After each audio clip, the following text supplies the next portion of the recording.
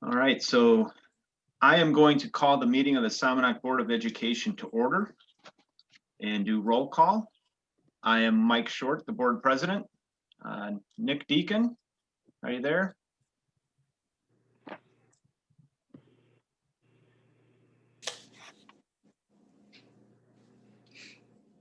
Well, I know Nick's there. I saw him a minute ago.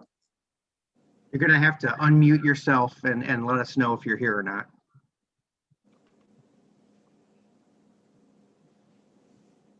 Hello. All right. Thanks, Nick. Amy Wigman.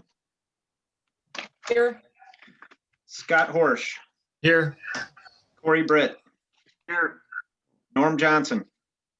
Here. And I know that Tom Nielsen, our board secretary, is not present tonight. On the Somonauk side, we also have our superintendent, Jay Stryker, present. Janet, if you could do the Leland opening and roll call, please. Sure. Thank you, Mike.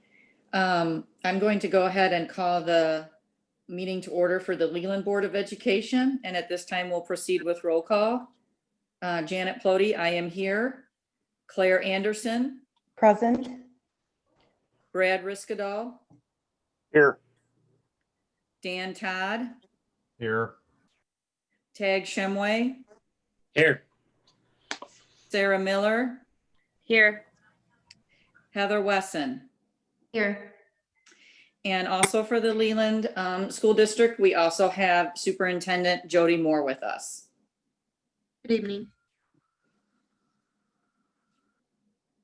Okay, thank you, Janet. Welcome, everybody. Welcome to everybody from Somonauk and from Leland who are joining us tonight.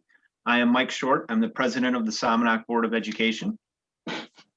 Last fall, the Somonauk and Leland school boards together commissioned a study to evaluate the feasibility of reorganizing the two school districts into a single district.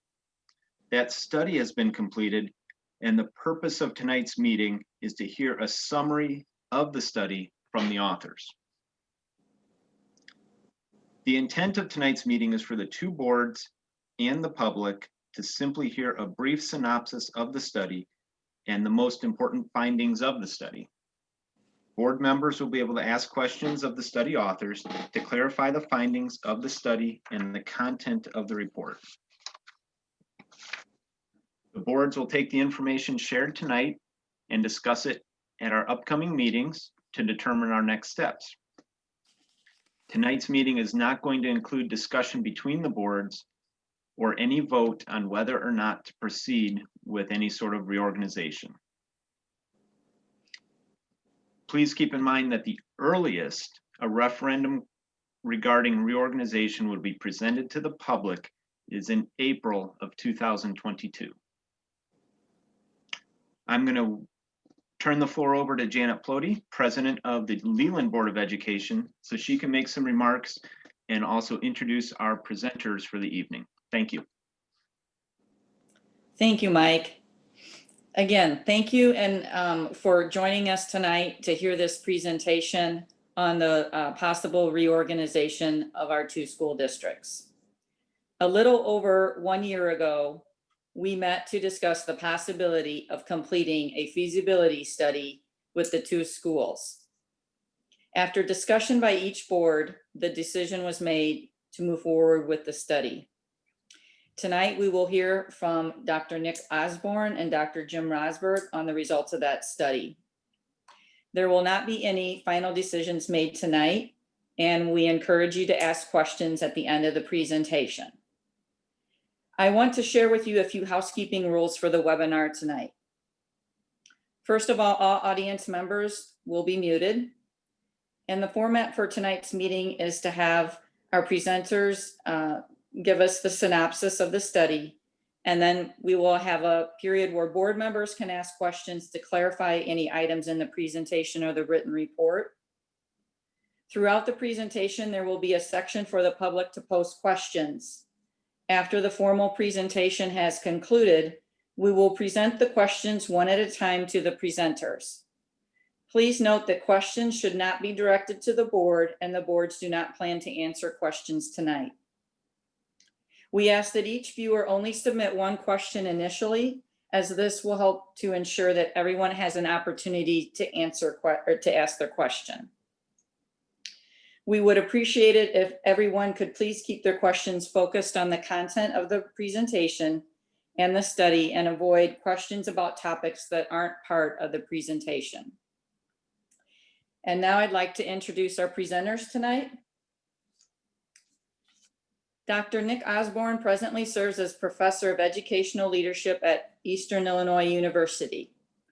During his tenure at EIU, he has served as Department Chair for both Educational Leadership and the Department of Early Childhood, Elementary, and Middle School Education. He has held the position of Graduate Coordinator for both departments, and he served as the Director of Membership for the National Council of Professors of Educational Administration.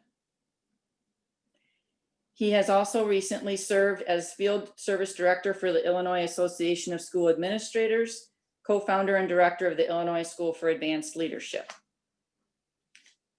Dr. Jim Rosberg recently retired as the Director of Masters in Education at McHenry University after serving 47 years as an Illinois educator. During his time at McHenry, Dr. Rosberg was active in the development of the new Illinois statewide principal preparation program and the Illinois Association of School Administrators School for Advanced Leadership.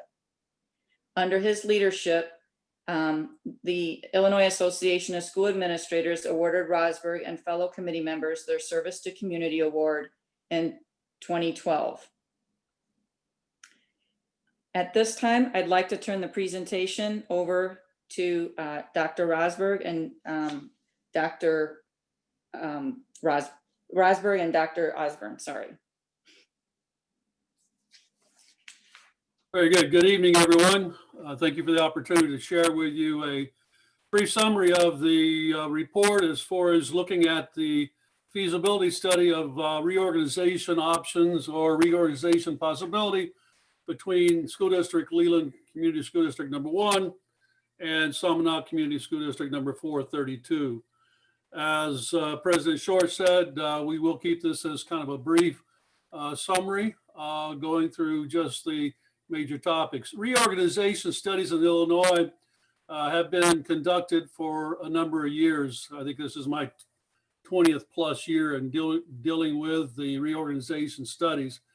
And it's evolved and changed quite a bit. I'd like to share a little bit with the audience the various options that are available through reorganization so that people know it goes beyond just consolidation, but the majority of the options usually are related to the merger of two or more school districts. So when we look at the reorganization of the current law we have in Illinois, consolidation is top, conversion is another option, partial elementary unit formation, dissolution and annexation, deactivation, and cooperative high schools are presently what's allowed in the state of Illinois in reorganization of existing school districts. When we talk about consolidation, most everybody has a familiarity with consolidation. It is probably the most simplest in concept. It's just the merger of two or more existing districts who desire to come together and form a new district. It can be two or more elementary, two or more high schools, two or more units. It's the merger of, again, multiple districts into one. This, again, probably constitutes the majority of the reorganizations over the last 20 years. Conversion, we don't see too often. This is where school districts desire to simply change. They no longer want to be a unit district, so all of a sudden they want to pull out and become a separate school district, high school district, and separate elementary school districts. Typically, we haven't seen many of those, or very few of those over the past 20 years. The partial elementary unit formation is a relatively new one.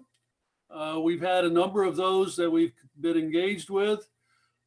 This is where typically we call it the hybrid. Normally in consolidation, where you have a high school with multiple feeder districts and they want to consolidate together to form a new unit. all of the feeder schools have to pass a referendum in order to be able to accomplish that consolidation. Under the new partial elementary unit formation, all of the school districts have to advance a petition requesting to do a referendum, conduct a referendum.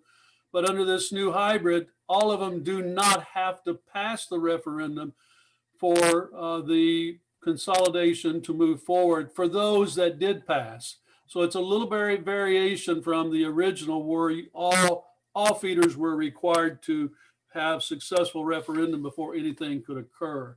We're seeing more and more of those occur throughout the state.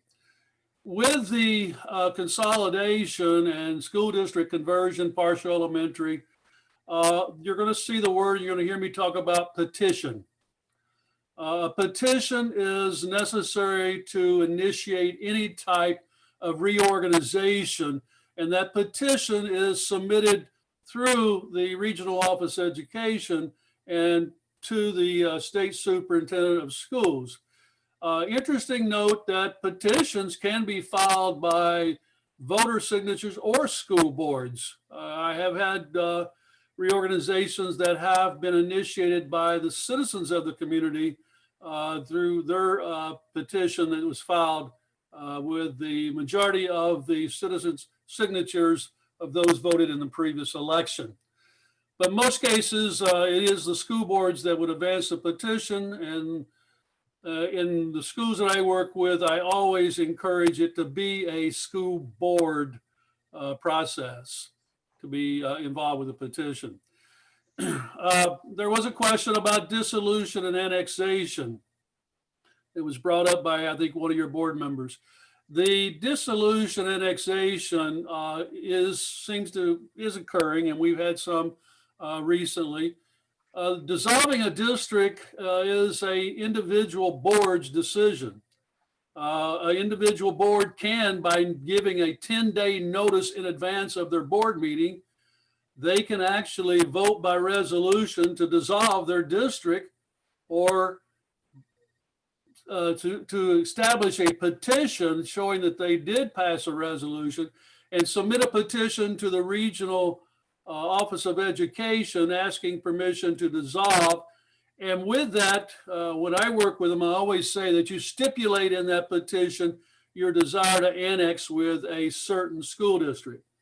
The Regional Board of Trustees will rule on these particular petitions, and they do not require a referendum if the community is less than 7,500 enrollment, or the school district is less than 750 community 7,500 population, and the school district less than 750 enrollment.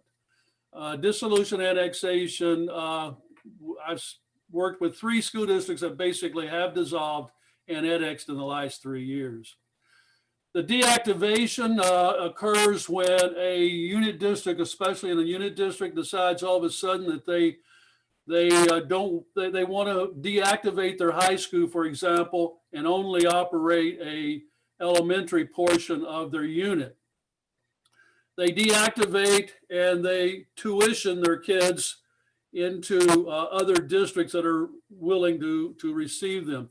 So deactivation does require a referendum, and most of the time it is a deactivation of the high school, but actually a unit district can even deactivate the elementary and only keep the high school. But in most cases, ones I've worked with, like Rossville, Alvin, for example, they deactivated their high school and sent the students to Bismarck, Henning, and to Hoopston and maintained their elementary. And now they're looking at a cooperative high school venture, which is a new one. And the cooperative high school is a new option. As I said, Rossville, Alvin's looking at that. Paris and Paris Crestwood recently built a new high school. It's a cooperative high school. They continue to have their own individual districts, but representatives from both districts form a new board to run the cooperative high school, and all the students from those districts go to that new high school. Not a lot of them, but it is one that's occurred throughout Illinois. Those is a quick thumbnail sketch of the various options, and mainly to kind of just make it clear that it's more than just consolidation when we talk about reorganization.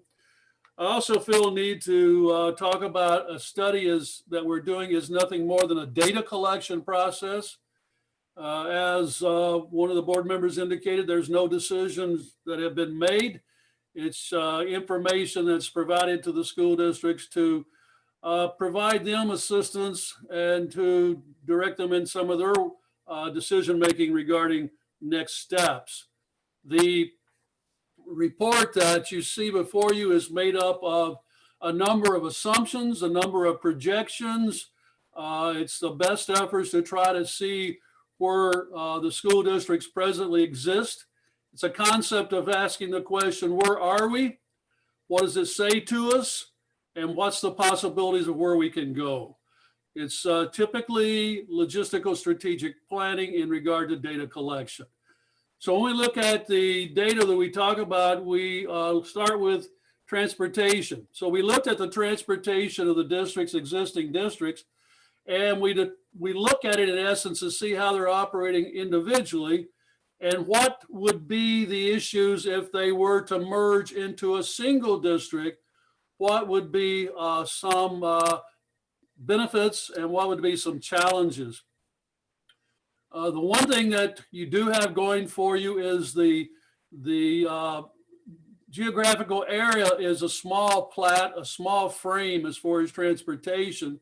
And as we looked at that, we don't see any real challenges with cost, time. You know, it usually comes down to cost and time, the amount of time that a student might have to spend on a bus as a result of any reorganization. Right now, we don't see that as being a area of impact that would affect the decision of making any reorganization directions in the two districts. Transportation should not present a problem. Actually, if through consolidation, there is a potential small savings as far as reducing some redundancies and running a single operational system. It comes into simply taking advantage of economy of scale regarding inventory, transportation operational structure. The facilities, when we look at facilities, we basically are looking at question, do the facilities provide the needs, the present needs for the educational systems of Leland and for Somonauk? And we also look at the capacity issue. The capacity issue mainly to see if there's adequate capacity at this point to meet the needs of the district and what the capacity needs might be in case there are any mergers or reorganizations or considerable increase in enrollment projections. First of all, we found that the district facilities are in good condition, as you know. We commend the districts for the quality and condition of the facilities. I always like to give recognition to the maintenance and custodial staff in maintaining school plants because it is a tough task. The schools are in compliance with your health, life, safety. The ROE annual reviews plus the decennial reports that go out in regard for each one of the school districts. The study assumption is that Leland and Somonauk school districts might possibly pursue consolidation and form a new pre-K-12 unit district. No decision has been made. That's the assumptions are being looked at here in the report as to how would that impact the overall operation. In looking at that structure, we talked about considering would include one high school, middle school located at Somonauk, with each district retaining their elementary schools as they're presently being operated. Now, let me interject something here in regard to decisions. These are all just generalizations. How you structure any type of organizational framework will actually occur by discussion with the boards and actually through the use of your committee of 10 if you do elect to move on reorganization. a lot of questions, a lot of review of the data, a lot of educating individuals, but taking a hard look as far as what might be. In our discussions and working with the superintendents, we have looked at a number of different what ifs, what possibilities might occur. One of the things that you need to keep in mind on any type of reorganization study, if you're going to pursue it, is it going to be of benefit to certain elements? Number one, how are the kids going to benefit from your reorganization? How are the communities going to benefit from the reorganization? So you really have to look at what's the best frame that you can put on the delivery of education for these two school districts. So facilities also do not present under the present situation a challenge or a encumbrance for future reorganization efforts. We see no need for new school facilities at this time because, again, I think the schools are capable of accommodating the future enrollment projections. We see some sharing down the line between the two high schools, again, sharing facilities relative to sports activities, arts, and other high school activities and middle school activities too.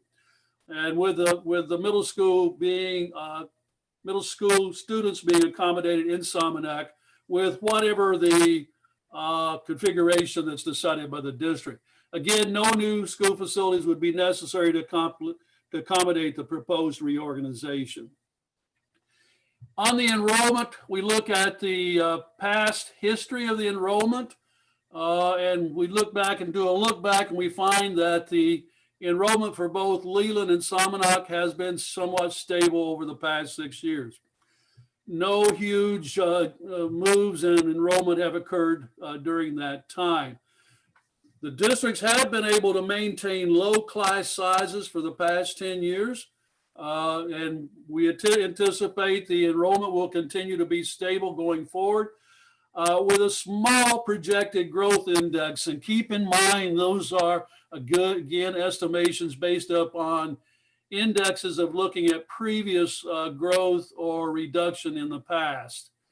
The existing enrollment and the projected enrollment for the districts, again, we do not see that having an impact on the districts as they're presently operating, nor would it have an impact on how you would reorganize or restructure the district. So again, the existing enrollment and the projected enrollment would not enter into creating any type of encumbrance on decisions relative to reorganization. I'm going to ask Dr. Rosberg to share with you on curriculum findings and extra co-curricular findings. Dr. Rosberg, if you want to jump in. Thank you, Dr. Osborne, and great to be with you tonight. And as I start, I commend both boards and administration for your efforts and what you have done to build quality districts, which that effort has made our findings much easier because of your efforts. Curriculum, we're talking about what a child is taught, and that includes teaching materials. There's so much surrounding curriculum. Dr. Osborne's already talked about facilities, and that many times dictates curriculum. And both districts have set up the facilities so that an excellent curriculum can be established for each student in both districts. And there are a lot of consistency between the two districts, and that is a strong point for your area. Along with curriculum are the standards that go along with it. And both districts have worked hard that state mandated programs are followed, but we were also able to observe the fact that there's an effort to have alignment of the courses with state standards. And that's another strength of both districts. The consistency of consolidation is that it helps bring in more ideas to those already strong curriculums. And generally, while there's a lot of situations involved about your student population, your personnel, and leadership. But generally, we find that consolidation is good to bring in those new ideas, and which generally means higher test scores. Even consolidation or not, the key is articulation between those grade levels. And we would recommend that that articulation take place, whether consolidation takes place or not, so that the kids out of your area go into high school with similar backgrounds and come out of the high school, they're both high schools, with the ability to pursue their academic goals, whether it be trade school, college, or industry. There's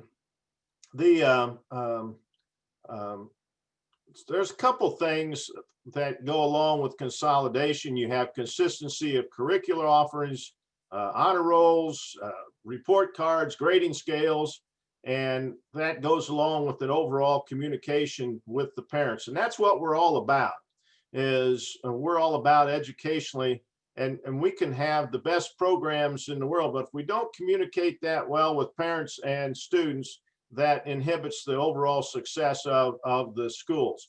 But efforts are being made in both schools, and that's a real strength. With consolidation, there's always some questions. And right now, both districts have different special education services provided. And that, if consolidation takes place, that is going to be a strong effort on the committee of 10 to decide how those special education services are going to take place. You have a real strength there, as Somonauk already has a state-approved director, and that is not a real common thing throughout the state. So you have a good basis here to build that special education program within the consolidation process. As we go to the co-curricular area, that there's a challenge. The good thing about consolidation is that generally you can offer more sports, more activities, and it gives the students a broader range of focus as they can develop their own personal strengths. The negative part of that is, well, right now you have, let's say, 5 basketball starters on Leland and 5 basketball starters on Somonauk. If you consolidate, you're still going to have 5 basketball starters, and so that from that standpoint creates a little adjustment that takes place. But the your two districts have already formulated some co-op sports, which will greatly minimize this overall problem. There are always adjustments, because I'm sure both districts have some differences in student eligibility, and so consequently those individual differences will have to be worked out. But we did not see that as a problem at all. And in fact, overall, we see some real strengths that can take place. The really strength comes in with you can coordinate transportation, officiating, coaching, and purchasing. The other thing is it gives you more flexibility in practices for your student athletes. It limits the number of 6 o'clock in the morning practices that have to take place. You have more facilities to work with. And by the way, on that, with your athletic facilities, I was very impressed when Jody and Jay and I took a tour of both schools and the efforts that were being made. Right now, both schools, districts are in different athletic conferences. And that would be an adjustment that the consolidated district will have to be resolved. And then the next one, we have found, you wouldn't think it is, but many times this is the most emotional phase of consolidation, and that's the school mascot. that's going to have to be resolved. I'm from Hoopeston, Illinois, and we were the corn jerkers, and so when Hoopeston consolidated with Rossville, Eastland, and Wellington, then they refused to budge on that, and it caused a lot of consternation. But in fact, they went so far as to patent the corn jerker name. So hopefully this will, there's just different options. Many school districts will use a combination of both mascots. Some consolidated school districts go to a totally different mascot that hasn't been used at the current time. This can be, and it has been worked out over and over again, but it is something that has to be carefully studied, and you have to recall those people that graduated in the earlier years. For many of them, that's their lifeblood, and that's something that's going to have to be worked out. The you know, for the most part, though, we found that the new consolidated school districts, they figured out and they move on with the pride of their new schools. Okay.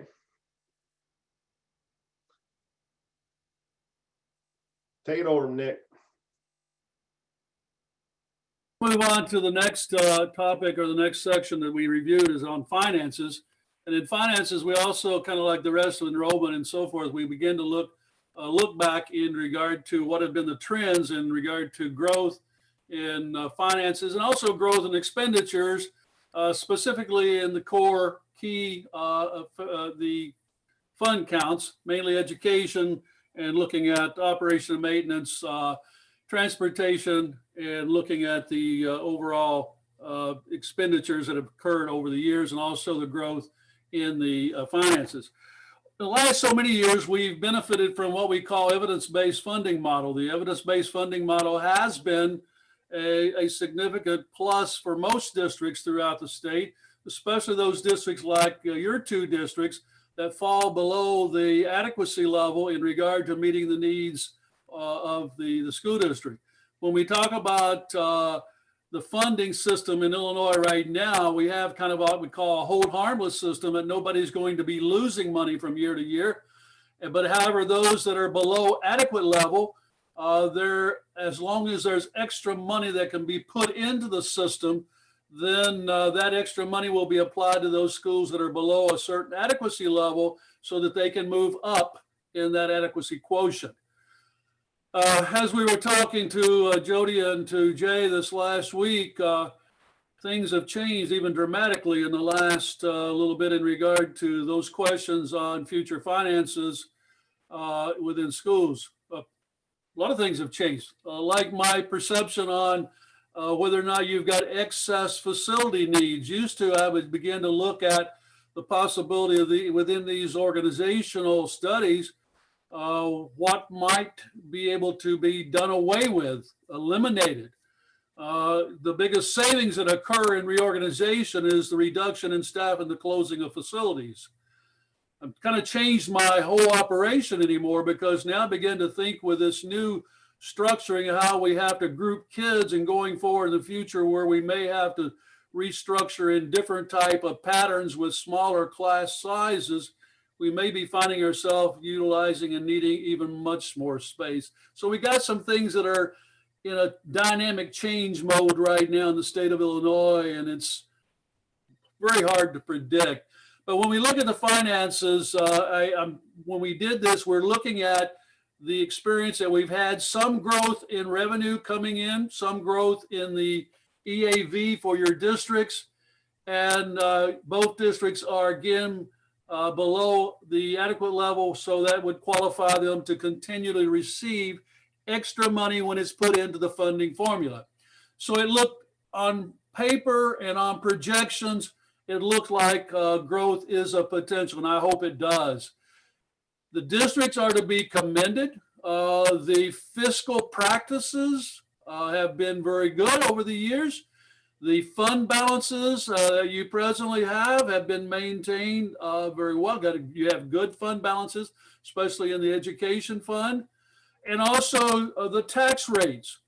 When we review your tax rates and we review them and in comparison, compared them to other school districts and similar districts around, your tax rates are not excessive, and they do generate a revenue extension that meets the need to support your present operational parameters for each of the districts.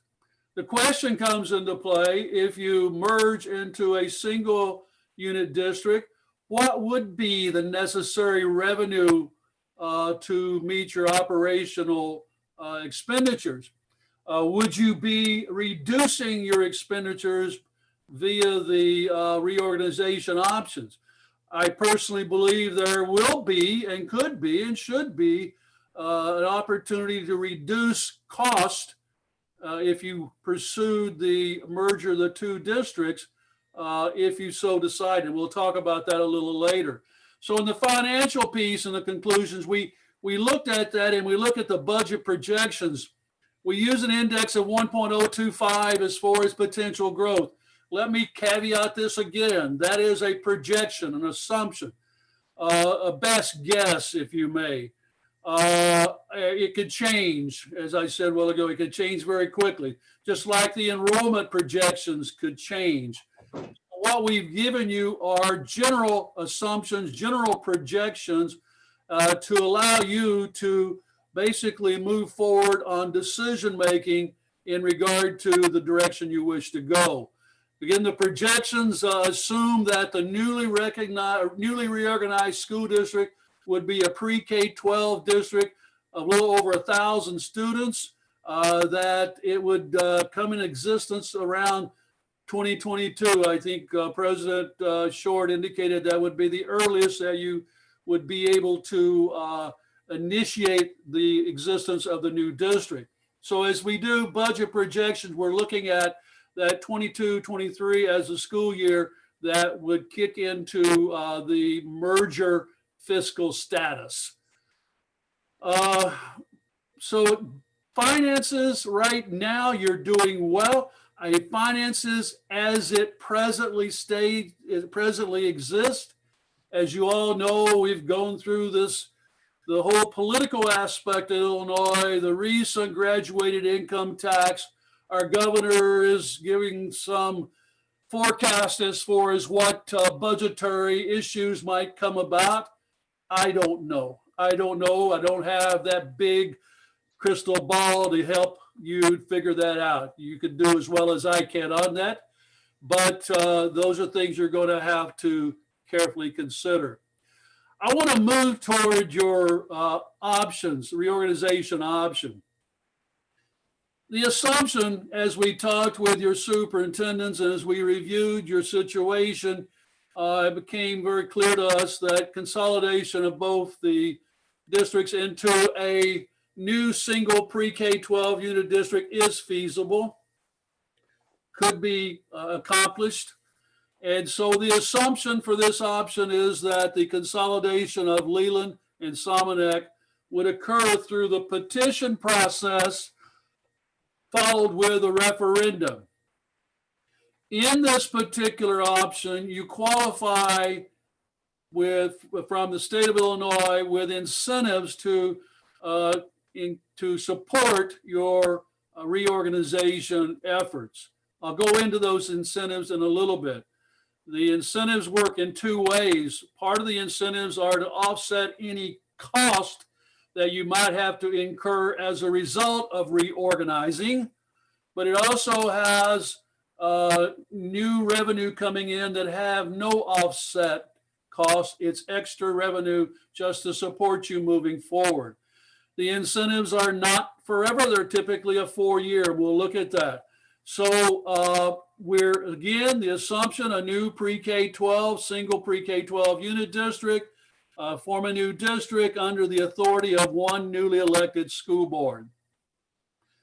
When we look at the structure, we've had a lot of discussion, the superintendents, and we talked about it, what it might look like if you merge these two districts together. I've seen multiple reorganization structures occur after districts consolidate.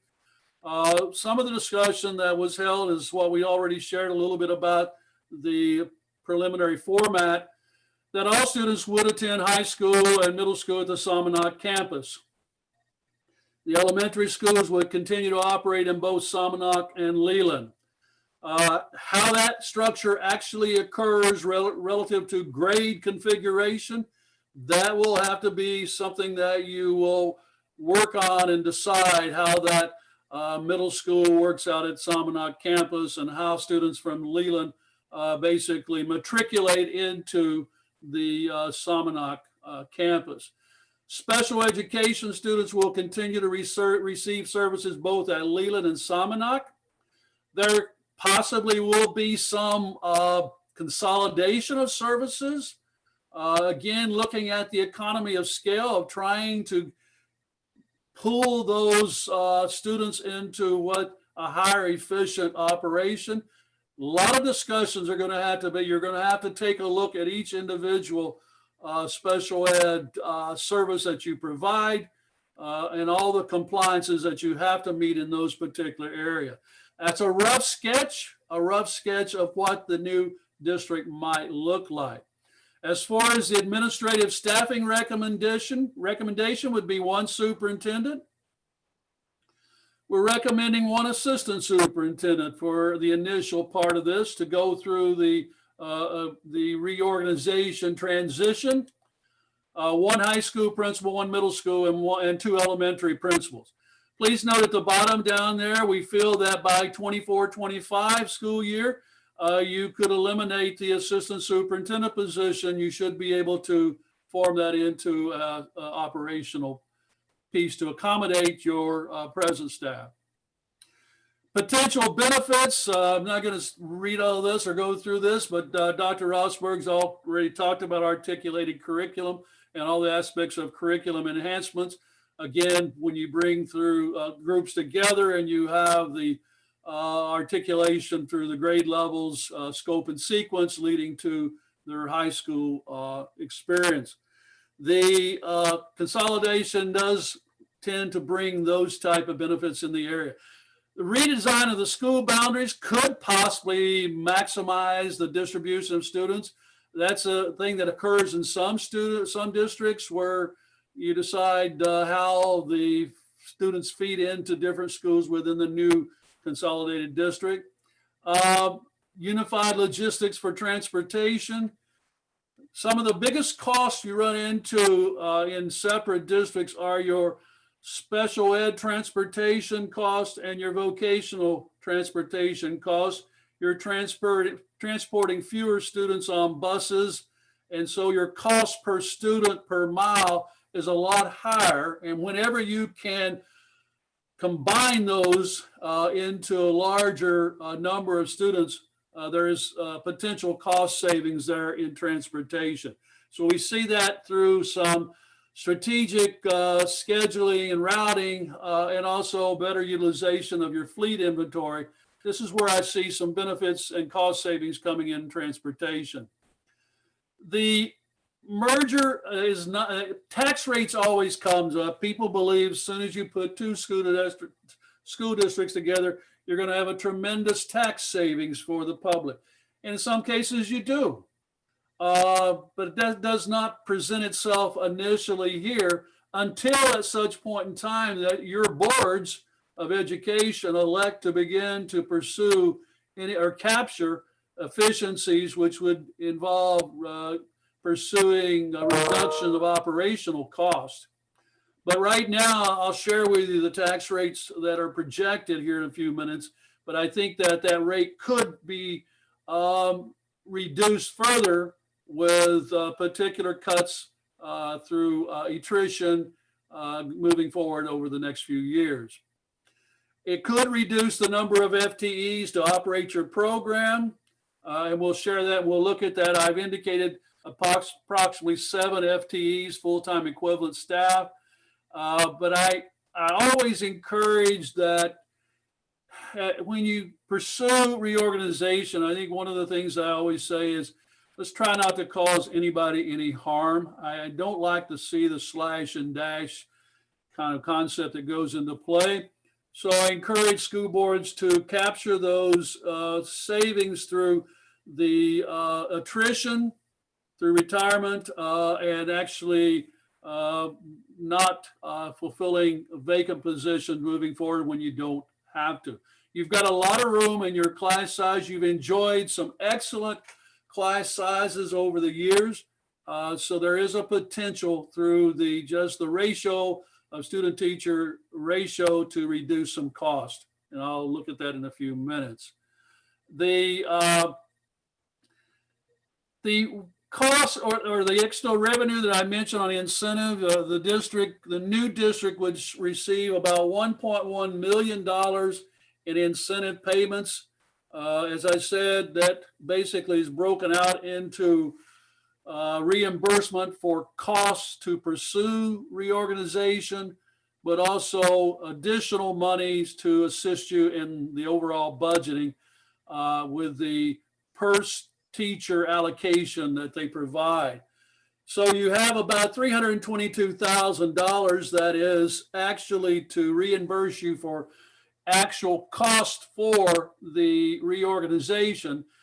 There's a very small reduction in your state funding, but your biggest cost, and not a major cost, it's by no means a challenge, but there will be additional salary costs as a result of the merger, and I'll explain that to you later. Again, those are the benefits. Some of the challenges that we run into is, right now I see, again, minimal impact of combining the two districts in regard to your revenue, but I'm not going to be sitting here and saying to you there could be some possible surprises coming down the line with our present state of the state. I hope not. We've had enough challenges with the pandemic and everything else, but there are always some of these issues. Under the merger, when we did our estimations working with ISBE, it's a very, very small reduction or very small loss of state aid, projected at only $4,000 per year, which is a very minuscule amount, but you do receive reimbursements on that each year in regard to the state's incentive dollars. I, for one, see in this a lot of potential increase in revenue if your EAV continues to grow, if evidence-based funding continues to stay on track as it presently has been, and also if you pursue the potential reductions in cost, that is not a factor at all into the issue relative to whether or not you make any reorganization decision. So again, that is not I put it in challenges because it is a additional cost, but by no means a major challenge. The salary issue is one I need to explain because people really don't understand that. When you have 2 or 3 districts coming together to form a new district, you're bringing all the staff together, you're bringing all the separate association contracts together, you're bringing the salary schedules together. The merger is in all of these particular areas. With the salary schedule issue, you have to move everyone you have to use the highest salary schedule existing within the districts. And in this case, it's Somonauk High School, okay, Somonauk District. So everyone in Leland would move toward the Somonauk salary schedule. And doing the estimations on that, that would create a additional salary cost of $80,723. That again is not a huge challenge, but it is an additional cost.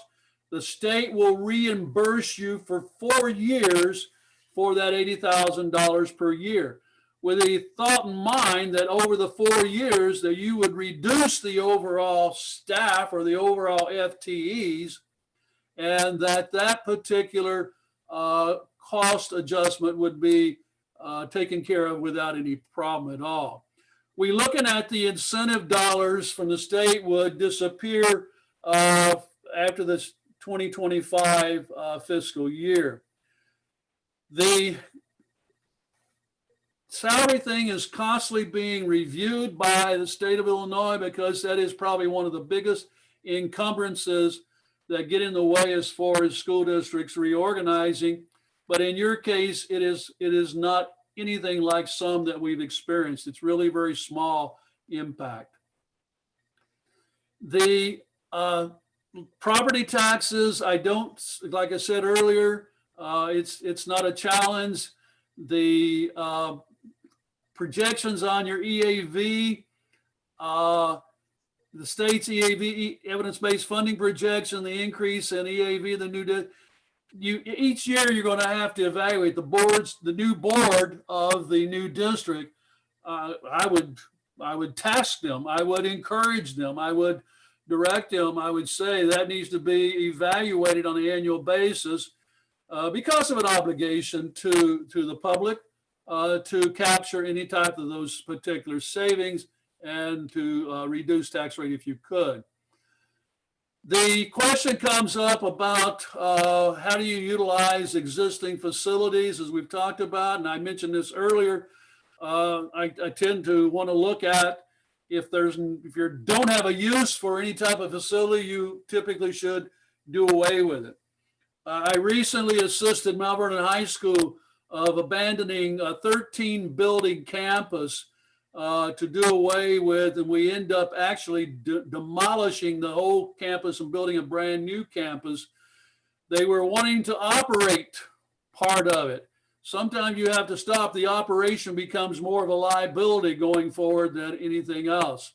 So that's normally my recommendation. But now, as I said earlier, with the pandemic causing us to have to look at delivery models that are now more focused on smaller groups, on cohort groups. I have a grandson in Dallas that's part of a 4-student bubble group in his first grade that he does when he goes on in person. He goes through his bubble group. So we're utilizing larger square footage for fewer students.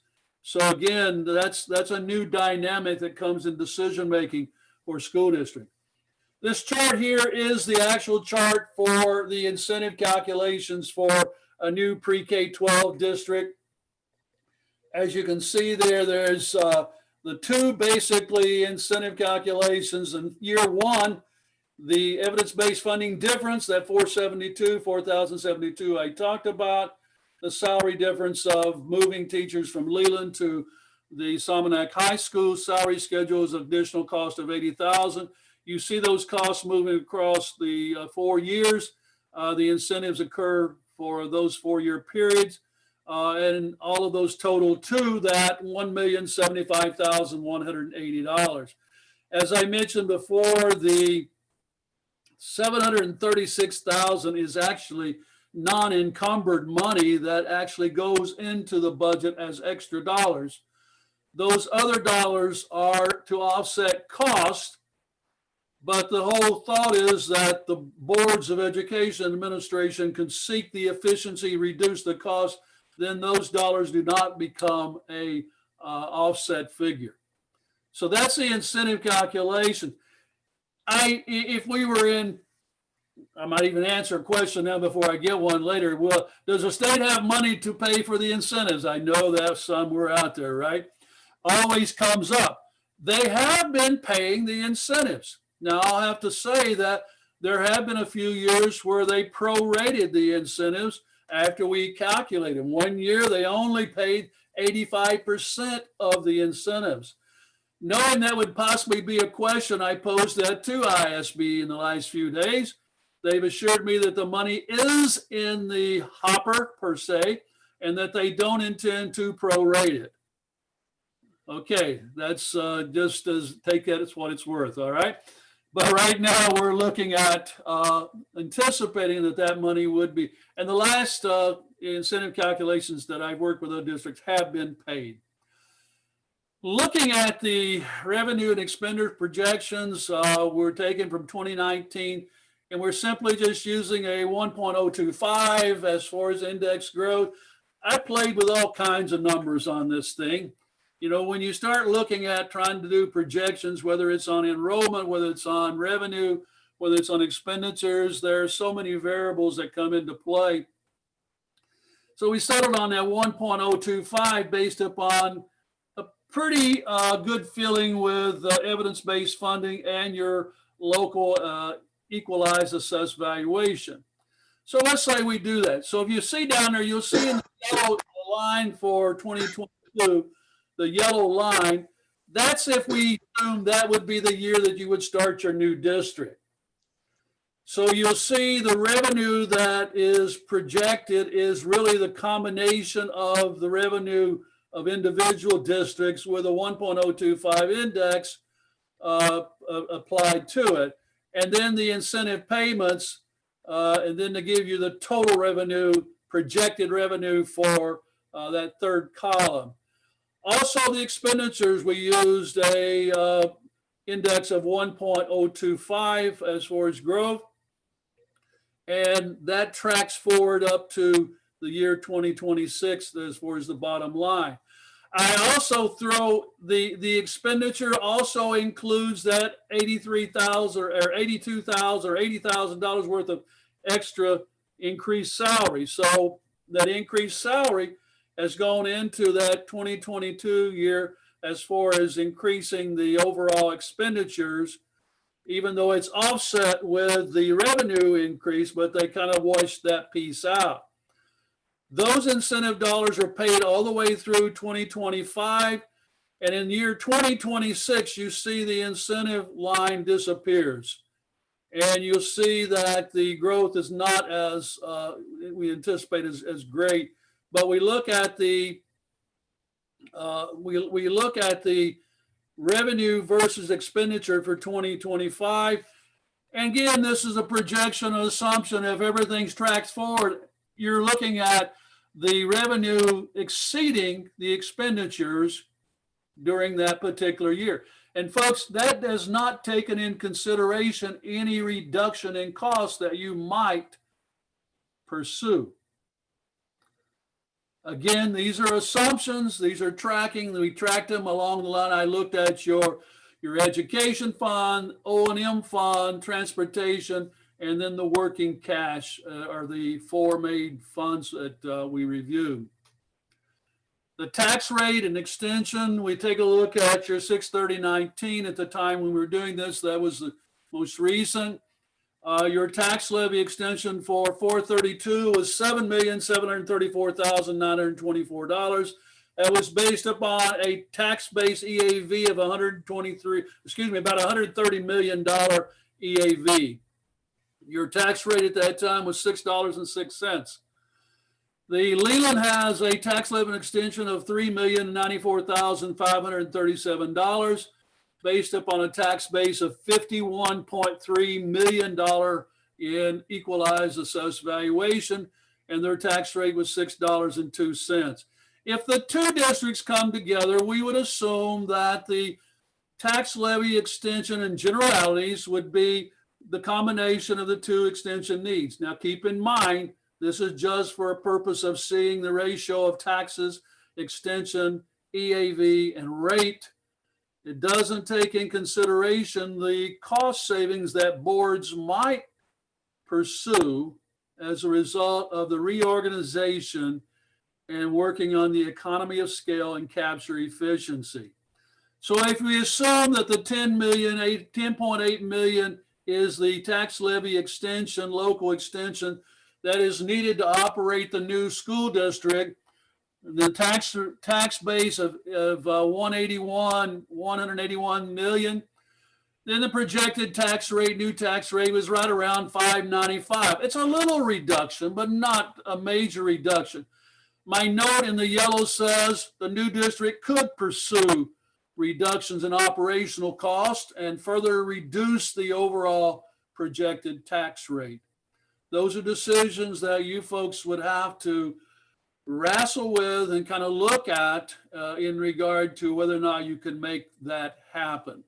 Okay.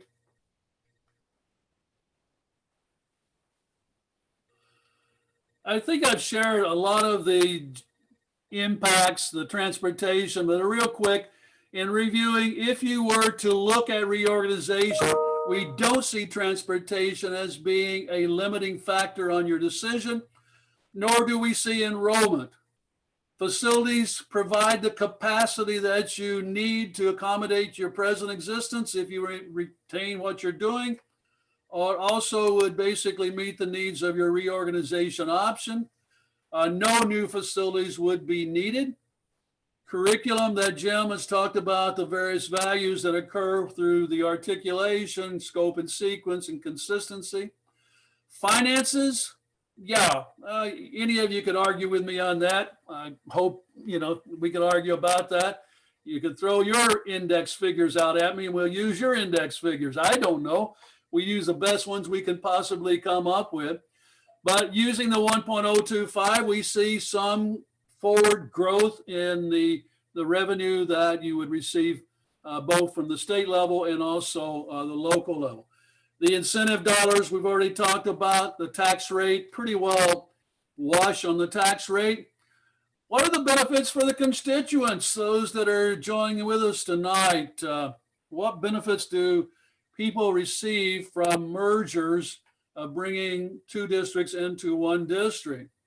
Well, again, that I hear all kinds of dialogue about that. Typically, we find that there are higher efficiencies. You're reducing the redundancy of, instead of having two budgets, you've got one budget. Two levies, you got one levy. Two school boards, you got one school board. Two superintendents, you get one superintendent.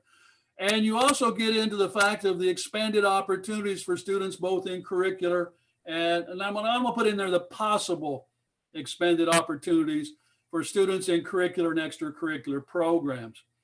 What are some of the potential cost savings? And I might mention these are, I put the word potential because I don't know what action your school boards will take going forward. But let's talk about the organizational functions. Each of you are doing separate audits. You're doing separate budgets. The athletics have separate expenses. I think I'm being somewhat conservative on the estimated savings of $50,000 by just reducing some of the organizational functions. Certified personnel, if you were to merge these together and capture the class size balance, you could look at eliminating up to around 7 full-time teaching positions. And including benefits, we give a rough estimates. I know when we met with the superintendents on this, we talked about it, we discussed it, what were some of the costs. So we're again estimating maybe 280,000 savings there. Under the classified personnel, if you reduce some of the operational costs, again, there's a potential there in reducing some of that. And you get into that 2024 year, you're eliminating actually one of the superintendent salaries. Benefits could be as high as 130,000. Transportation could be around the $75,000 savings. You could be looking at 600,000 plus as far as present savings, operational savings as a result of a reorganization efforts. That's your option one, which again is the clear, simple merger of two school districts into one district, one pre-K-12 district. I don't recall which one of the boards wanted to talk about dissolution annexation, but that is an option, and there are incentives available even for this option. For dissolution and annexation, we would have to have the state board to run those figures for us, but they are willing to do that. The assumption there is either Somonauk or Leland Board of Education would dissolve their school district. And in their petition to the Regional Board of Trustees would request the annexation to the other district. Now, let me say that we did not find this to be an attractive option for your district. I think that there was some of the discussions early on in our early meetings that there was concern about losing identity and a number of other things.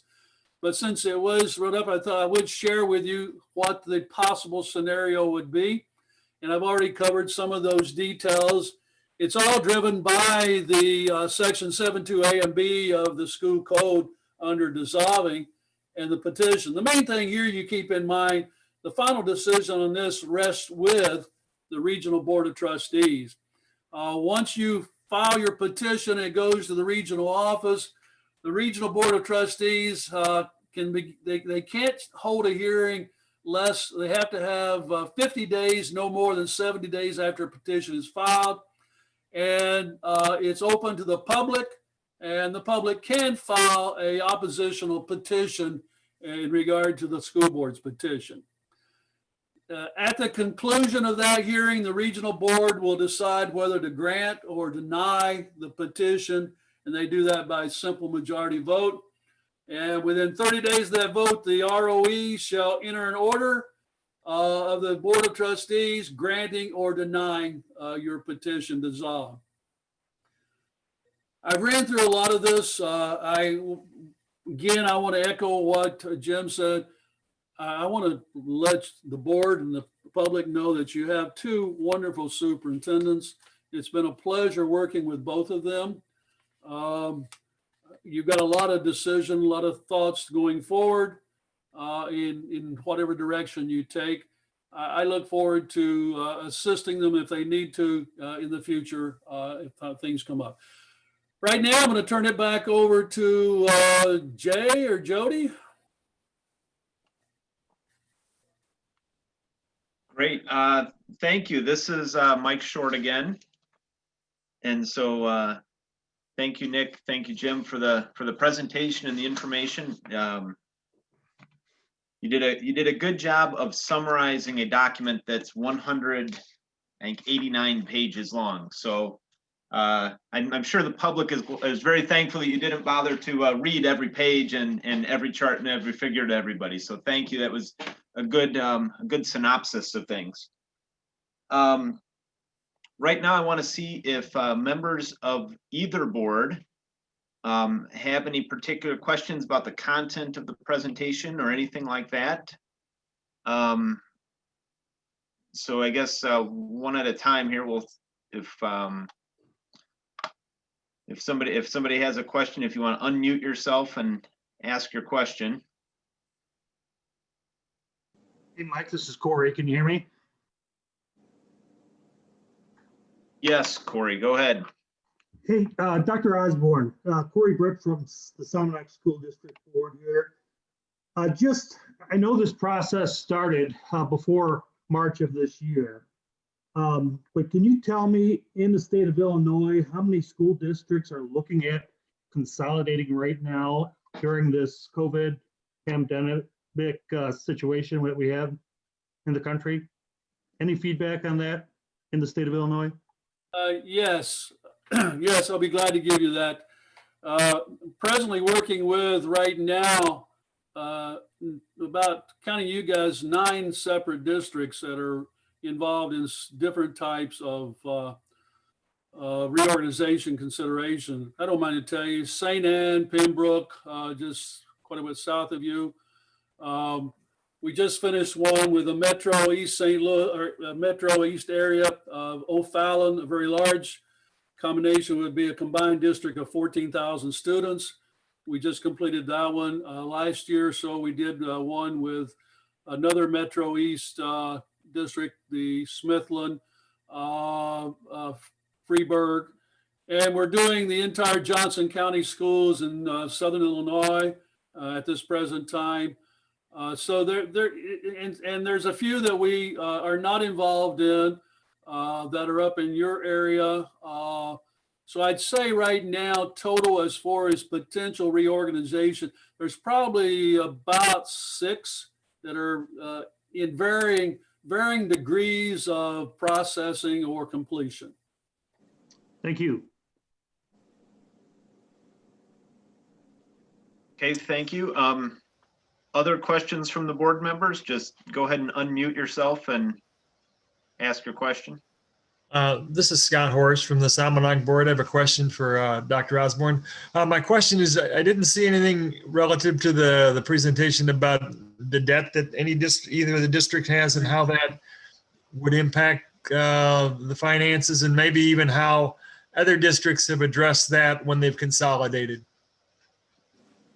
That's an excellent question. Again, like Mike said, we don't have everything in this PowerPoint, but what happens, existing debt with the districts, debt that has been initiated prior to the reorganization, that remains with the district. That particular bonded indebtedness, that tax rate remains with the citizens that generated that.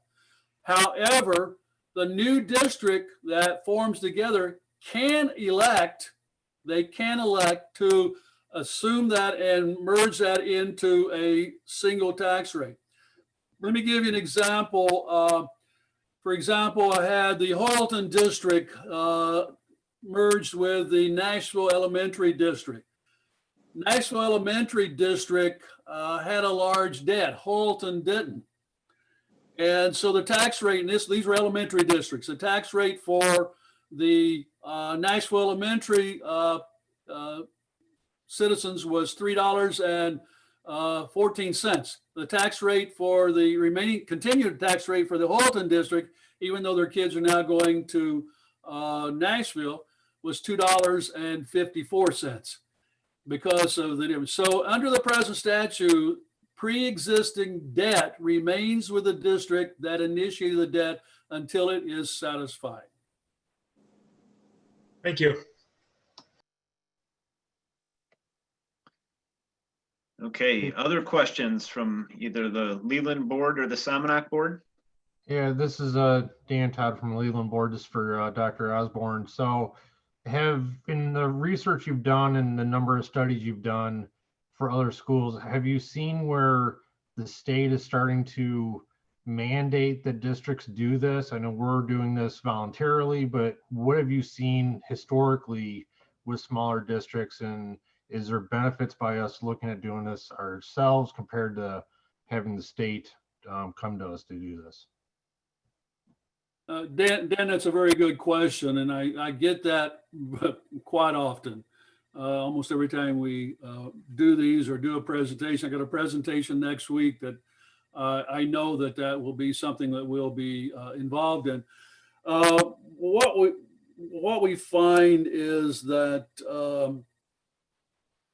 the state, who knows? I mean, I've been around this a long time. I can even remember when the state was talking about mandating thresholds of enrollment and saying that any school district with less than X number of students will be mandated to reorganize.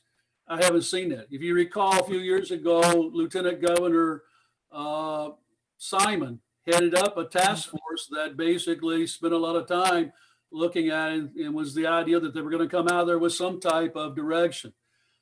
I have not seen from the state any type of definitive, active, aggressive demand for school districts to reorganize. They encourage it by all means with their incentive dollars.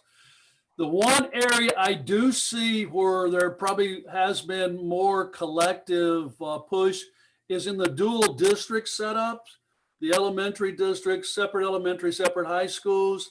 There seems to be a tendency to not prefer those, but we are one of the states in the union that has a large number of school districts. When you think about over 750 school districts that are operating, and we range from small. One of the districts I'm working with right now, the K-8 district, has a total of 52 students.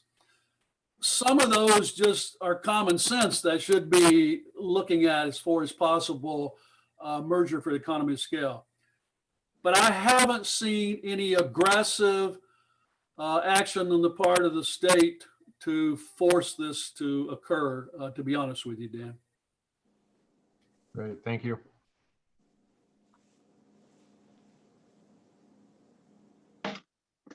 Okay, other questions from the board? Go ahead.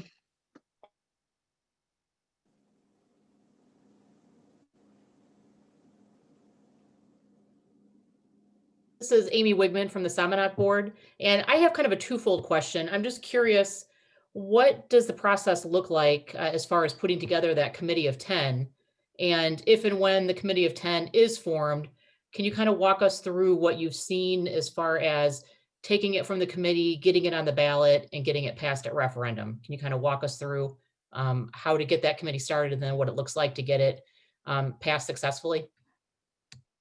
Yeah, Amy, it's another good question. I can give you a thumbnail view of that.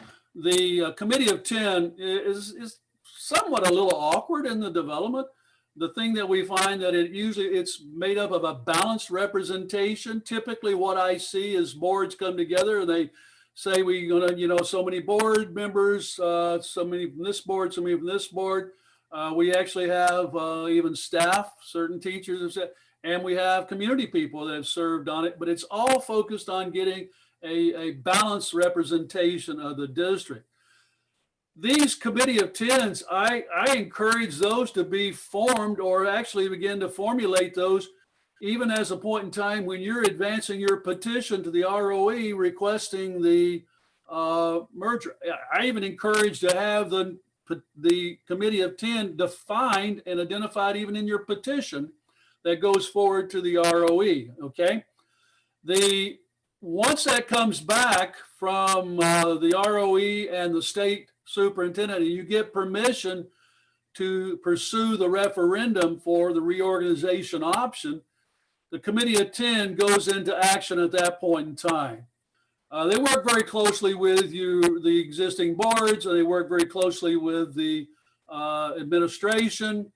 A big part of their job is to set up the logistics for the referendum. They will basically sit down and answer some of those questions that I skimmed over tonight as far as the structure of the new district regarding the grade configurations, staffing, administration, and they basically spend a lot of time doing the dialogue and kind of coming up with those answers. They also engage in a lot of education of the public, hold a number of forums to answer questions and to kind of draft out there. But they are, for lack of better terms, they become somewhat designers of the new system. They have an awesome power base. They set the tax rate. They basically review and begin to examine your budget and your projections. And they will talk about what that tax rate should be or set the tax rate. So you can see there they have some awesome power in regard to, and they need to. You need that merged mutual mindset to frame that new district. We have set for you an outline in our report on the committee of 10 and our recommendations regarding the committee of 10. And I think from both of our standpoint, you also asked a question in regards to passing the referendum. The more that the boards and the committee of 10 can be a unified voice, the better chance you have of passing the referendum. One of the things, Amy, that we offer that I've done in the past, and I think I mentioned it to Jody and to Jay, is that if you get to that point, I've always offered assistance on setting up the committee of 10. Also have the resolution formats, the petition frames, all of those things we would continue to offer assistance with that and moving forward. And even right now, I still work with some committee of 10s that are viable at this point in time. And I anticipate I'm got a couple more coming up here in the next year. But, you know, my reason to be involved in what I do is I retired at the end of June from Eastern Illinois University. I still continue as a professor emeritus and work in various things. I'm finishing 51 years. I love education. I love working with the school districts, and I continue to support them in any way I can. The support base, though, is all focused on if you're moving in the direction that's going to benefit for kids. When I was superintendent for many years, and they still talk about it in Mount Vernon, I said, you know, I told my principals, you don't need to get my approval on everything. The simple thing is, if what you're doing is good for kids, quote unquote, then you've got my support. And I hope as you move forward, that would be the same mantra that you would use. It's simply this, is what we're doing, is it good for kids? And I think that's the driving force. Matter of fact, I'll put that charge on every one of you as far as to keep that in mind.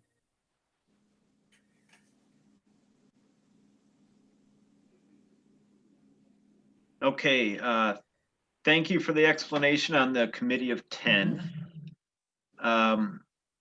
I'll ask for other members of the boards to unmute if they've got questions. And at the same time, I'll also ask or remind members of the public that there's the Q&A feature in the meeting. So if you do have a question, you can submit that now. And when we run out of board questions, we will address the community questions. So if another board member wants to speak up, go ahead. Hey, Mike, this is Corey again. Dr. Osborne, just an observation. I believe the Leland School District is in LaSalle County and Somonauk is in DeKalb County. Is there any opportunities? I don't think I've read or seen anything. Is there any opportunities or challenges because we're in different counties?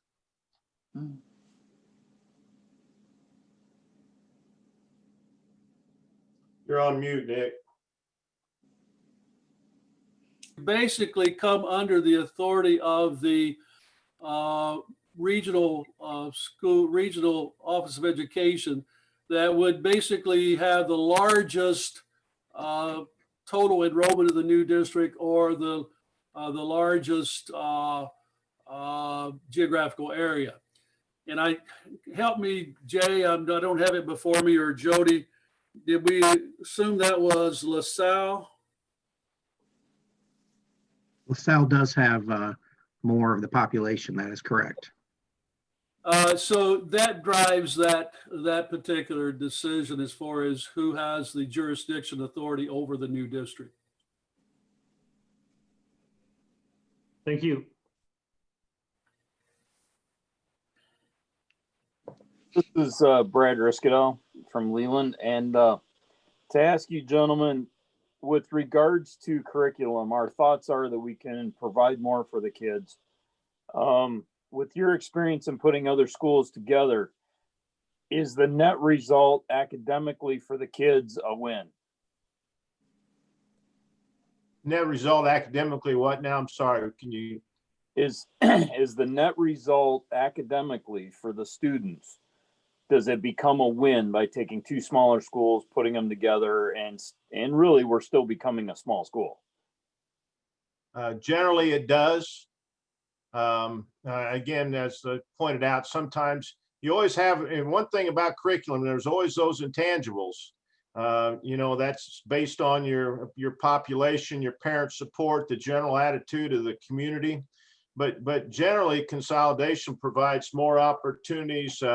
You have other, for example, both of you have great industrial art programs, which was very impressive, but you have many times more enhanced computer technology courses that are involved.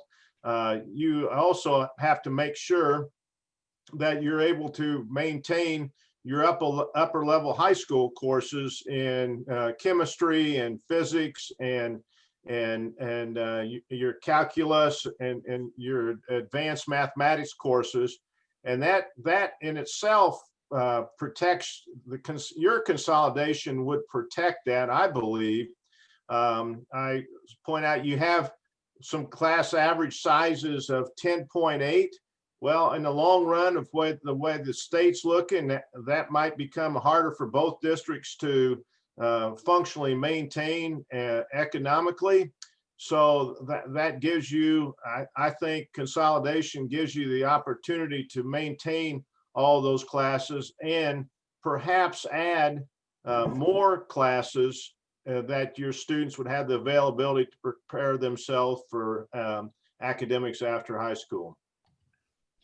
I might answer that for you too. Also, in actual experience I've seen is schools that have not been able to offer advanced placement classes or advanced opportunities in the sciences or whatever because of the simple small number of students.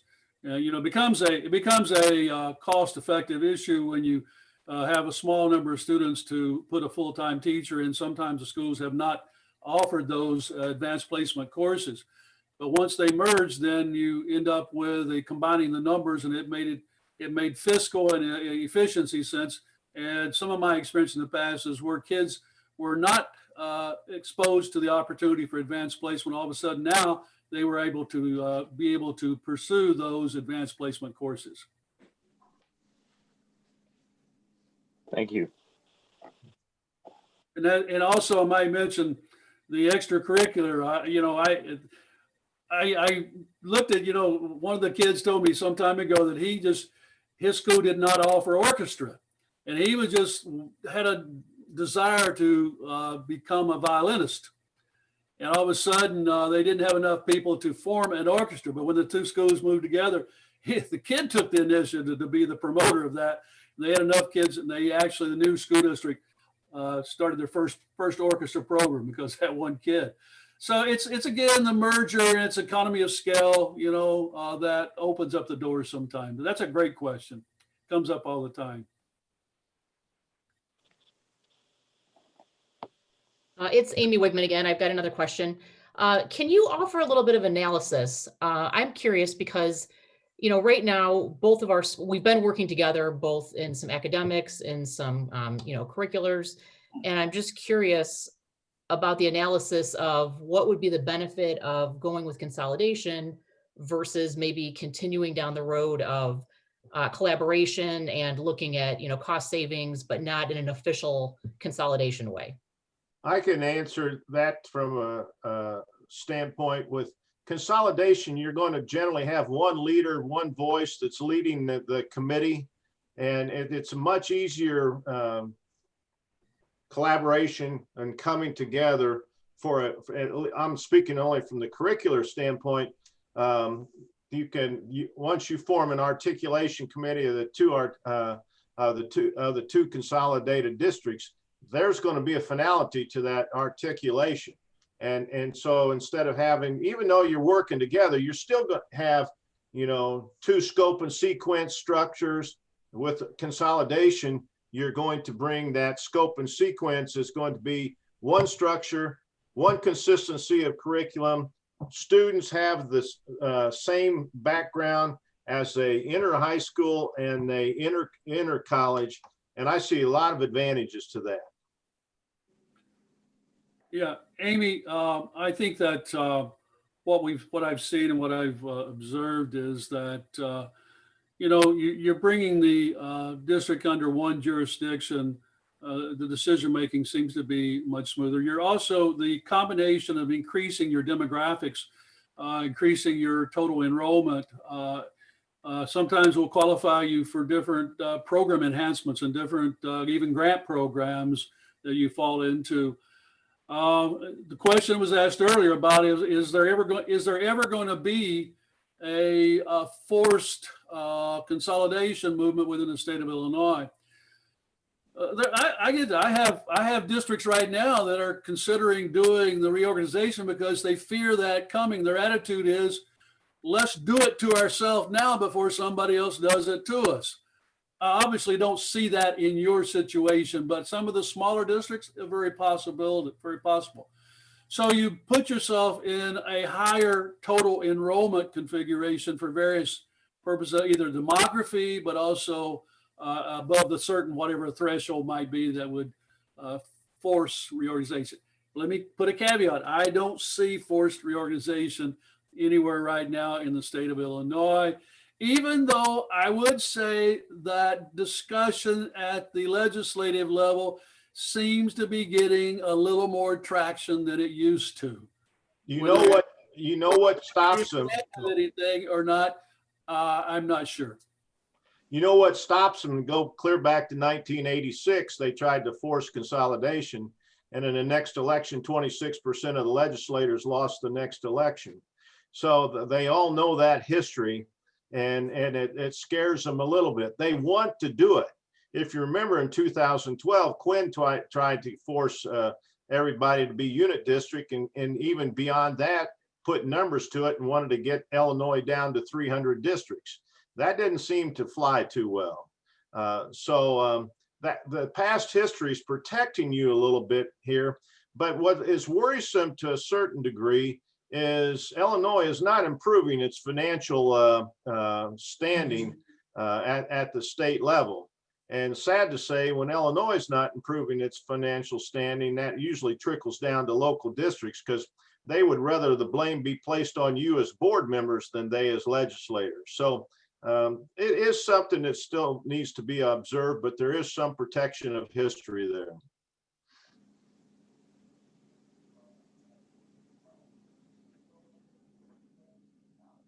Okay, I've got a question here. This is Mike Short from Somonauk again. Looking at everything that you've seen, and looking at us in Leland, and then in comparing that with other districts that you have experience with over the years, are there any significant either deal breakers or the opposite of deal breakers that you see with us compared to other districts that you've worked with in the past? Yeah, Mike, we do look at every situation is a total different type of frame in regard to what's going on. I think I've shared this with the superintendents, is that your situation is probably better suited than many of the districts that we've looked at. And when I say that, there's fewer encumbrances that get in the way of you being able to merge together. Number one, there seems to be, just like Amy was talking about, cooperation. I'm very strong in it. Matter of fact, if you don't pursue the reorganization, one of the things I always say, continue to advance on pursuing cooperation and collaboration. That's very important. But you've already got a lot of that going for you right now. So that always is a big help in the transition and the movement into the merger of two districts. Your components, as I mentioned, the transportation that would not present a huge piece. I remember going back in Jasper County, which has the largest geographical transportation frame in the whole state of Illinois. That was a huge issue. They were having to put in substation transfer points on buses to make it work. People don't like that. I remember kindergarten, the district that decided that they were going to go to attendance centers, but it was going to cause kindergarten kids to be on the bus for 45 minutes. The referendum failed, and I could point out why it failed. So you don't have a lot of those encumbrances present. You don't have a large debt. You don't have the excessive tax rates. I think the frame is fairly good for moving forward. But you've got to deal with what you know more about than what we do, is the political aspects, the local political aspects of change. Jim talked about simple things, like mascot and things and they're not so simple, colors and all that. The public, all of us, I'm very much against change myself. That's just a human nature. And I teach change management. but it is a difficult psychological and a physiological aspect to overcome. I don't know what that dynamic is within your area, but given the indicators that we look at, transportation, enrollment, capacity, facilities, fiscal, the frame is there that could make this work for you if you chose to do so. And also, I see the capability of being able to capture some efficiencies through, again, the economy of scale and some reduction. But it's a trade-off, you know, you're trading off the political balance and what's desired by your constituent group, your stakeholders. Yeah, you guys got to balance all those together. But as far as the external frame of the possibility, it's probably as good as any of I've seen. You know, I think we should point out to you, and this comes up to us, but we recommend no consolidation at the O'Fallon study we did. And so it's not like we just always say, oh, consolidate. In that particular study, the facts came out that it was not beneficial to the students or taxpayers in our minds for consolidation. And so you ask, are there certain things that happen? Yes, the high school district had a $12,000 average salary, teacher salary, more than the elementaries. And as Nick talked about, we were dealing with 14,000 students. So you're dealing with a huge amount of money that was going to cost the taxpayers a huge amount of money. So to go to, you know, a lot of people say, well, we're consultants, we're just going to recommend consultants. That's not true at all. We just always like to clarify that. All right, thank you. Other questions from board members?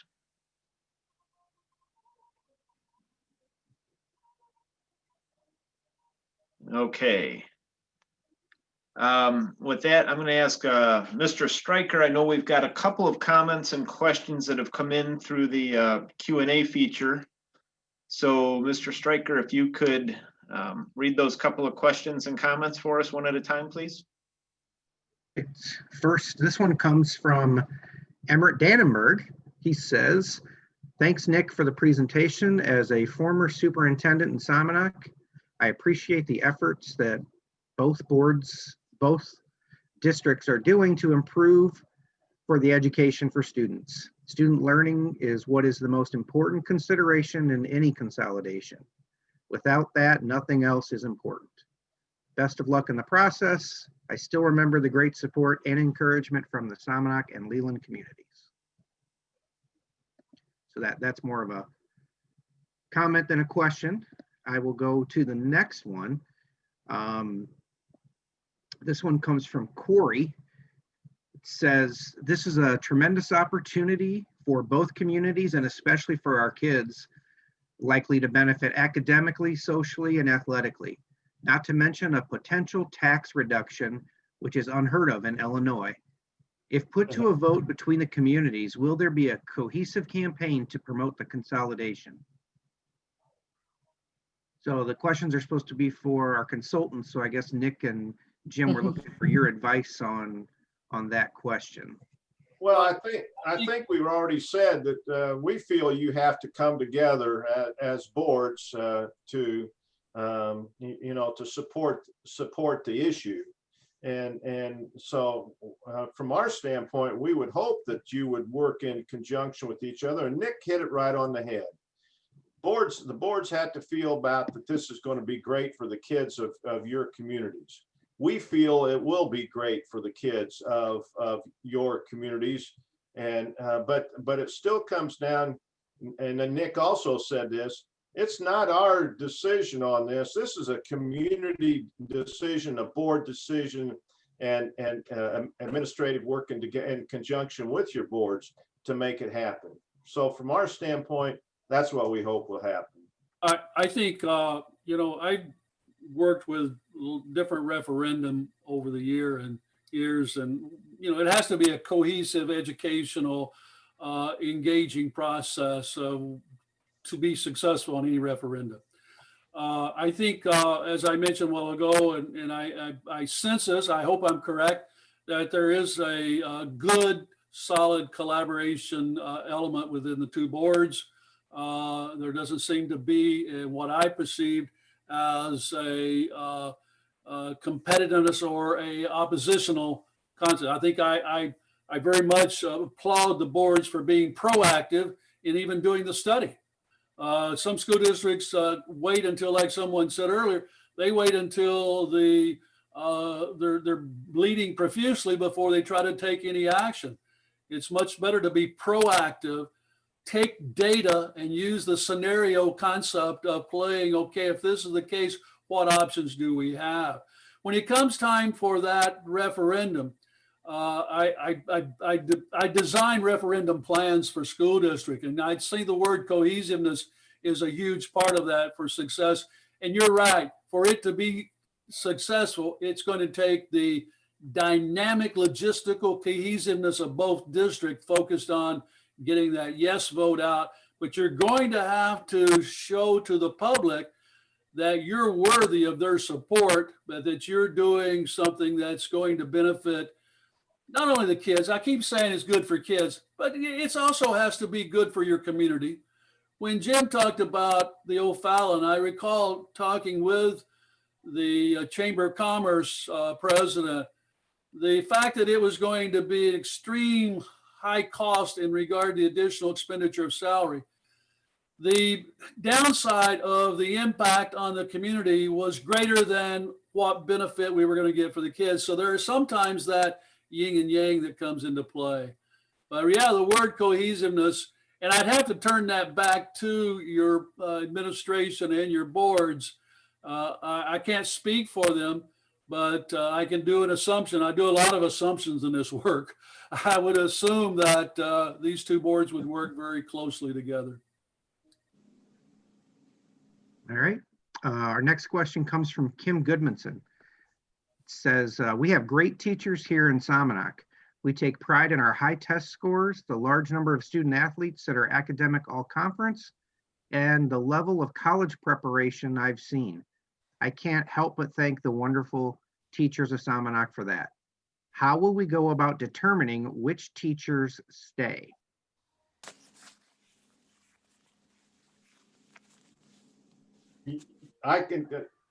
We can set that up. The teachers, as Nick said, our whole goal is you do this in such a way, I think, based on our studies, that you can do a lot of this through attrition. But if it comes down to the bottom line, then that's still going to go to state law regarding seniority.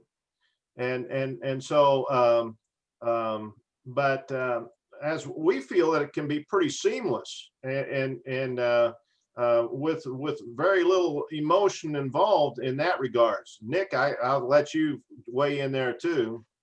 Let me, that is a great question, and that is always a concern. And, as I mentioned earlier, I would hope in any of these reorganization efforts that I've been involved in, I've always talked about let's do no harm.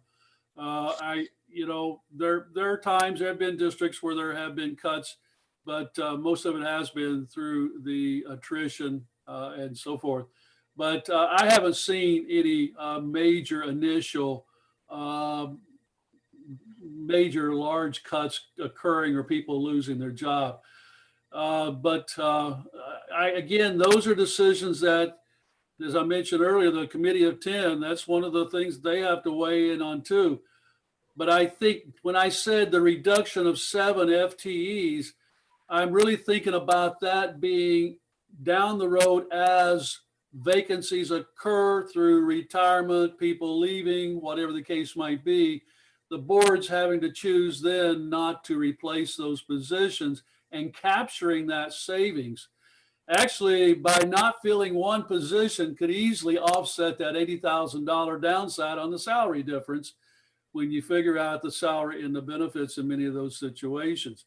I've looked at the salary level of every teacher in both districts, and I've also talked with the superintendent. I agree with you. You have some excellent teachers in both districts, And I think that that is the key to continue the quality of education for the students.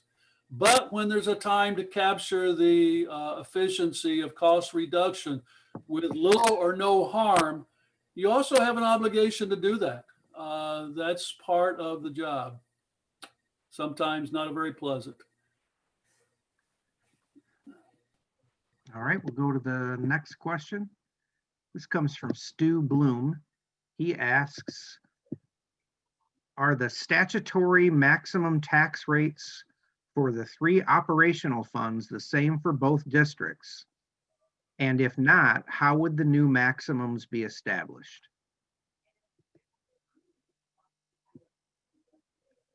Are you meaning the same for the both districts as they presently exist?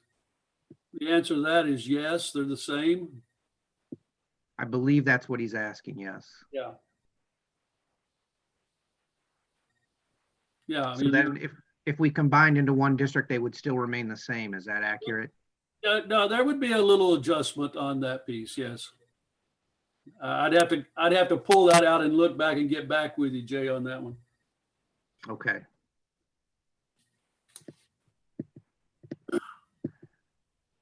Mike and Okay. Janet, that's the end of the questions that we have right now from the audience. Okay, well, that must mean that if the viewing public have a final question, you've got about 30 seconds to get it typed in. We'll take this opportunity to ask the board members if they have any questions that they would like to ask. If you do, go ahead and unmute and ask your question for the board members. Yes, it's Amy Wigman. I've got a question. Can you talk a little bit about the impact you've seen in different consolidations you've worked with as far as the community and specifically like real estate? I'm really thinking more, if we were to move forward for this, what kind of an impact would it have, possibly in Leland, as far as, do you see it being a negative, or how does that play into when you've moved to the high school and the middle school from the town? That's an obviously great question, Amy. Because when I mentioned earlier, you have to look at the benefit of the community too. But I've seen some very positive impacts on the economy as a result of certain reorganizations. Let me give you for an example. When people choose to live in certain areas or desire to send their kids to one location or whatever, that's not the case here with Leland. But I've seen where they have combined the districts. All of a sudden, it no longer matters where you live in order to access the high school that you want to send your kids to. So all of a sudden, it opened up, as I've had some real estate friends tell me, it opened up territory to more of a market, because it was now a desirable piece because it had a new high school. In essence, what you're doing here, you're somewhat creating a new high school by bringing these individuals together. And so whatever that large geographic area is becomes kind of, makes no difference where you live. Wherever you live there, everybody's going to the same high school.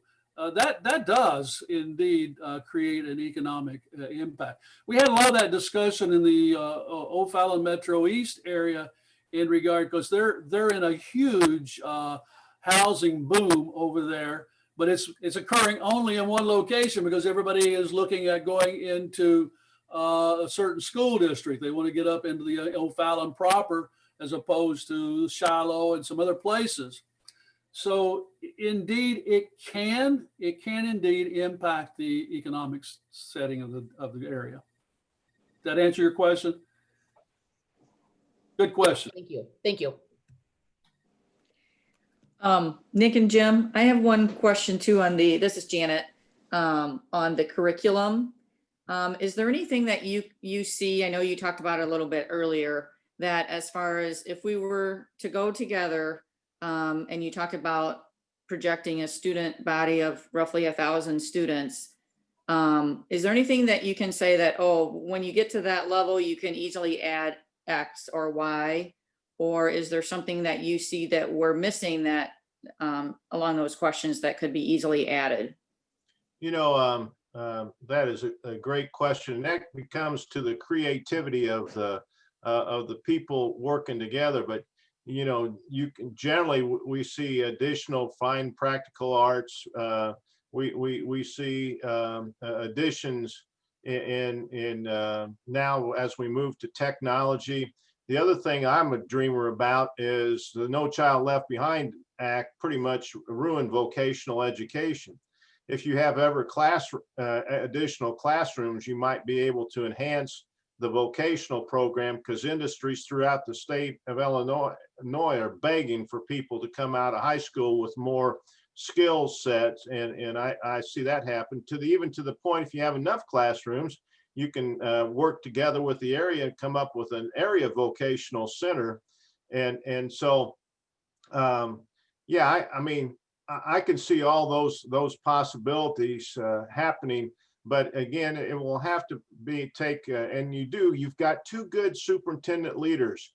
We've been very impressed with your superintendents. And so you have that leadership, and you can develop that, research what other communities are doing in that process and work from there. But I do believe it gives you a lot of possibilities. Nick, I'll let you weigh in on that too. You're muted, bud. You're muted. I said I agree with you. That's yeah. Okay. Comments.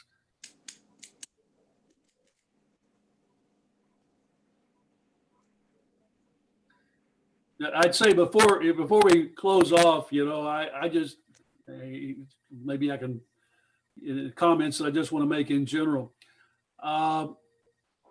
Summation. I've enjoyed working. However, folks, doing these during the pandemic is not a very effective way of doing. I enjoy being in your schools. We just completed one of these for St. Anne and Pembroke a week or so ago, and I'd rather get in because I like to come in and visit with teachers. I like to interview teachers. I like to meet with the board. I like to have lunches. But this pandemic has really kind of short-circuited some of the things that we really like to do. I thank goodness for the technology of Zoom, GoToMeetings, and whatever else, and the willingness of people like Jody and Jay and your board to get it done. But it does become a little more cumbersome to try to pull these studies together when you do it this way. Kind of makes me think about what our kids are going through and trying to get the educational program in the remote setting too. But I would offer again, as I've said to Jay and Jody, whatever direction you go, and if you do decide to move into the reorganization process, we're still around to help, as I said earlier, providing petition formats, resolution frames, committee of 10 organization, even assist you with drafting referendum plans. I don't mind to offer that the help for you. Just again, those are big decisions you're going to have to make, and I just wish you the best and wish you all the right direction, the right decisions you can come up with that's going to benefit the kids. But it's been our pleasure working with you. Working with each of you. Again, applaud the board for being proactive, the boards, and hopefully you're able to move in the direction that's going to benefit the districts. I thank you for the opportunity to work with you. Likewise, it's been a pleasure. Okay, we did get one.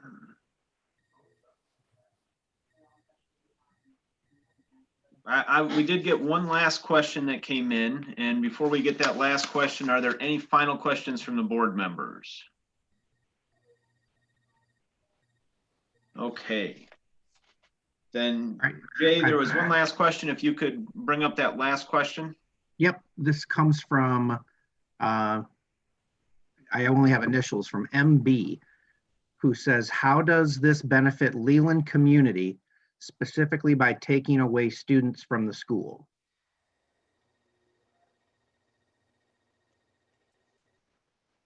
So Jim or Nick?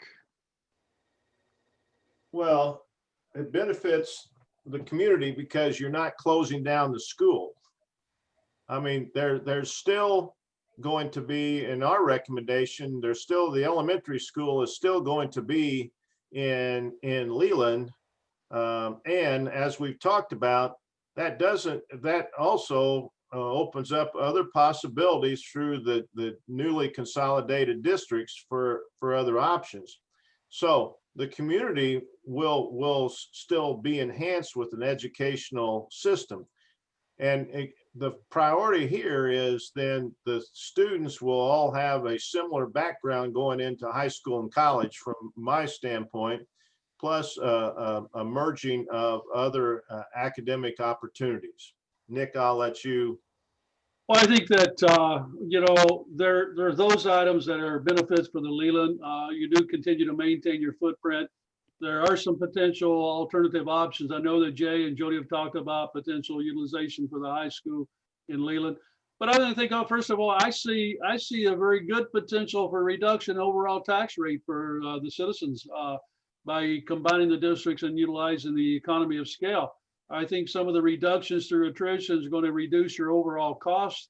That eventually the total tax rate could go down somewhat. I hesitate to use the word significant, but those are some of the things I see. Okay. Well, thank you. Thank you, Nick. Thank you, Jim. Thank you for joining us. And for the presentation and taking the time to answer the questions that people have. For the public, from the folks from both Leland and from Somonauk, taking time out of your evening to join us tonight.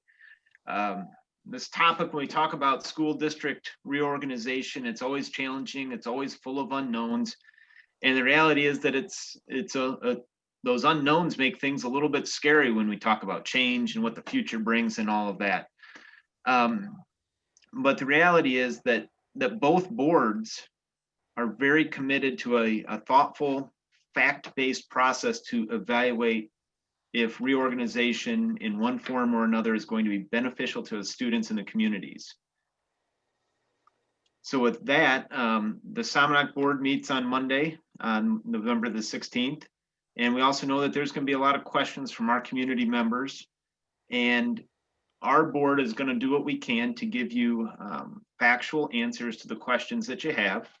So if you've got questions that you want to send to the board, you can go to the website and find our email address, board432@somonauk.net, and submit them that way, and we'll work on getting answers to those questions.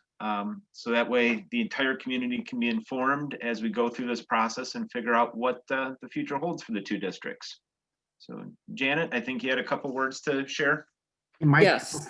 before you go, Okay. Janet, Yeah. I just wanted to repeat what the email address is. Mike, you got a little garbled there for a second. So in case you didn't hear it, people out there who want to submit a question, it's board432@somonauk.net. So you can send your questions that way to the board. Okay, thanks, Jay. And I want to thank everyone for attending the meeting tonight. And as Mike mentioned, both boards believe in taking a deliberate process to evaluate all the information presented tonight. As we process this information, we will have additional questions also. And just as a reminder, the Leland board meets this coming Wednesday, November 18th. We will do our best to research and find answers that will be shared with the community. And if you have additional questions, you can submit them to our board email address at leland.boe@leland1.org. Finally, we just wanted to remind people that the earliest a referendum on reorganization would occur is not until April of 2022. And I believe, Jay, just confirm you're going to try to post, we'll try and get the posting of the recording out tomorrow. Is that correct, Jay and Jody? That is our goal. We're going to try to see what we can do to get that available. Okay, great. Okay, Mike? All right. Yeah, thank you, Jim and Nick, and thank you to both of our boards. I think Jay and I both agree that we are very lucky to work in communities and at schools and to have boards that are, forward thinking enough to investigate the potentials that could be. And thorough enough to understand that you take all the details in and make a decision for what's best for the community. So I have all the confidence that moving forward, they're going to take all of these things into perspective and in consideration, as they should. All right, well, thank you, everybody. Right now, we have to do a little bit of formal business, which is basically adjourn the meeting. So I move that the Somonauk Board of Education be adjourned. So I need somebody from the Somonauk side to, Second. who was that? That was Norm. Okay, thank you. Yep. All those in favor? Aye. All opposed? All right, motion carries. Janet, the floor is yours. Okay, and the same for Leland. I moved to adjourn the Leland Board of Education meeting. Is there a second? This is Brad. I'll second your motion. Okay, thanks, Brad. All those in favor signify by saying aye. Aye. Aye. Motion carries. Thank you.